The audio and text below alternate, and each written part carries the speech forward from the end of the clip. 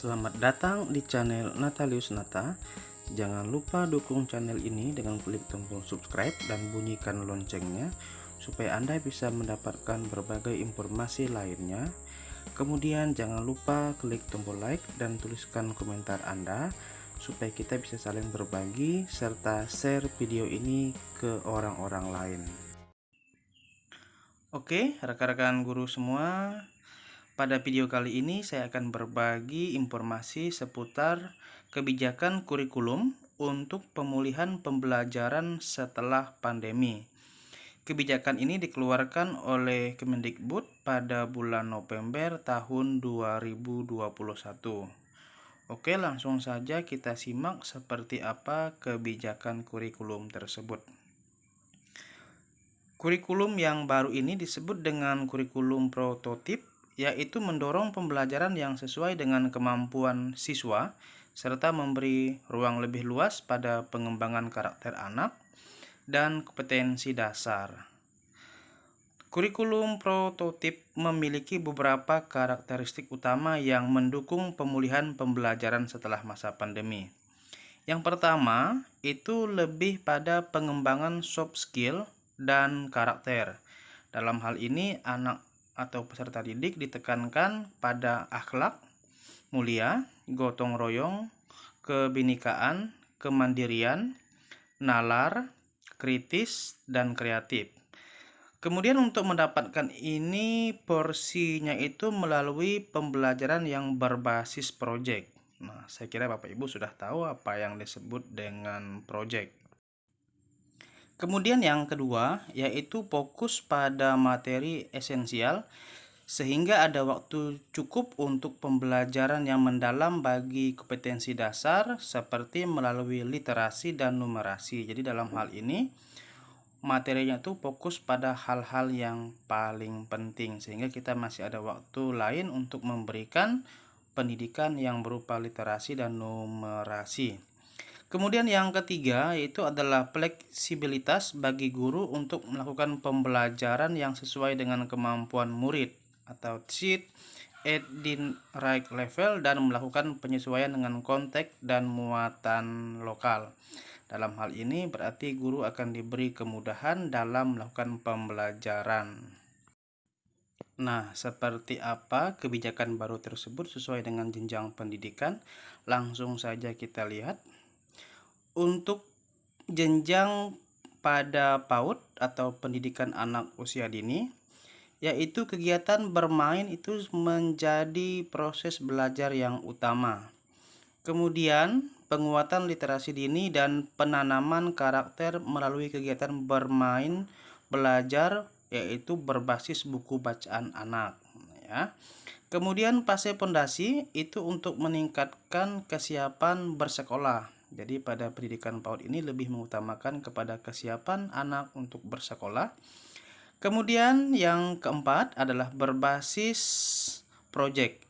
Dalam hal ini lebih mengutamakan pada profil pelajar Pancasila untuk bisa menghargai kegiatan-kegiatan yang bersifat multi atau dalam hal ini menghargai perbedaan dan mencintai perayaan-perayaan tradisi lokal.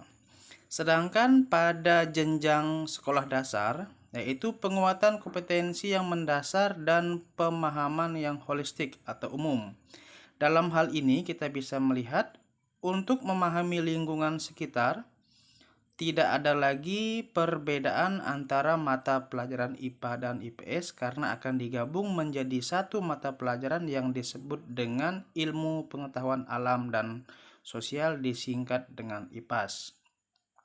Kemudian ada integrasi computational thinking atau adanya dalam mata pelajaran bahasa Indonesia, matematika, dan IPAS. Kemudian pada jenjang SD juga bahasa Inggris sebagai mata pelajaran pilihan, jadi bukan lagi wajib.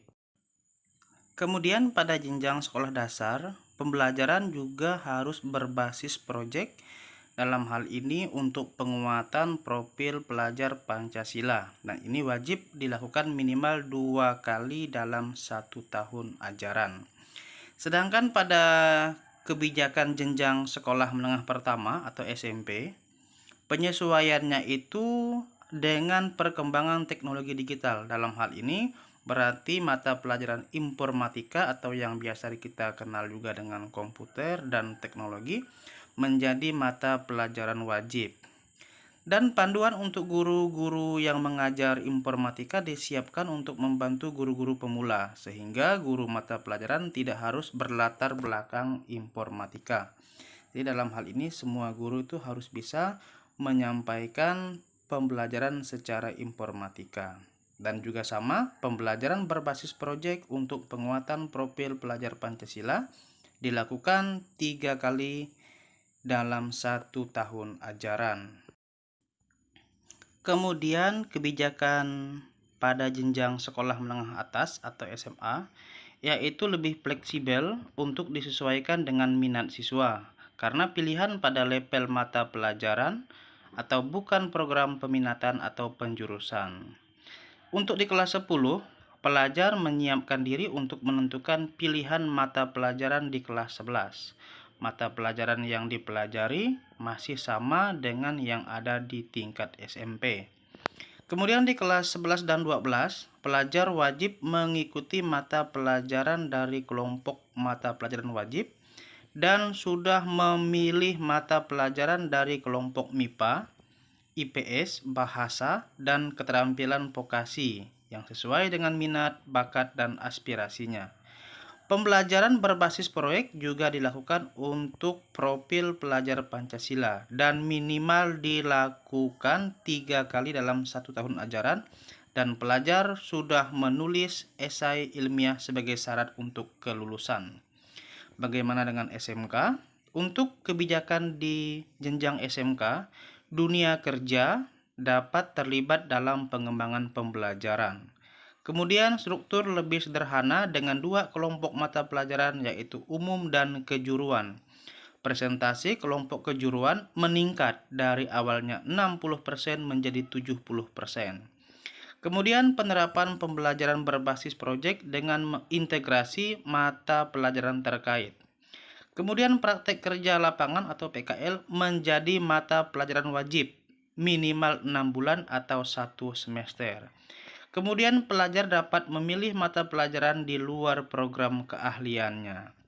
Dan untuk alokasi khusus proyek penguatan profil pelajar Pancasila dan budaya kerja untuk meningkatkan soft skill atau karakter dari dunia kerja. Sedangkan untuk tingkat jenjang SLB, kebijakan barunya adalah pencapaian pembelajaran pendidikan khusus dibuat hanya untuk yang memiliki hambatan intelektual. Untuk pelajar di SLB yang tidak memiliki hambatan intelektual, capaian pembelajaran sama dengan sekolah reguler yang sederajat dengan menerapkan prinsip modifikasi kurikulum. Sama dengan pelajar di sekolah reguler, pelajar di SLB juga mempersiapkan pembelajaran berbasis proyek untuk menguatkan pelajar Pancasila dengan mengusung tema yang sama sesuai dengan sekolah reguler, dengan kedalaman materi dan aktivitas sesuai dengan karakteristik dan kebutuhan pelajar yang berada di sekolah SLB tersebut. Oke Bapak Ibu, rekan-rekan guru semua, itu yang dapat saya sampaikan pada arah kebijakan kurikulum baru ini. Semoga bermanfaat.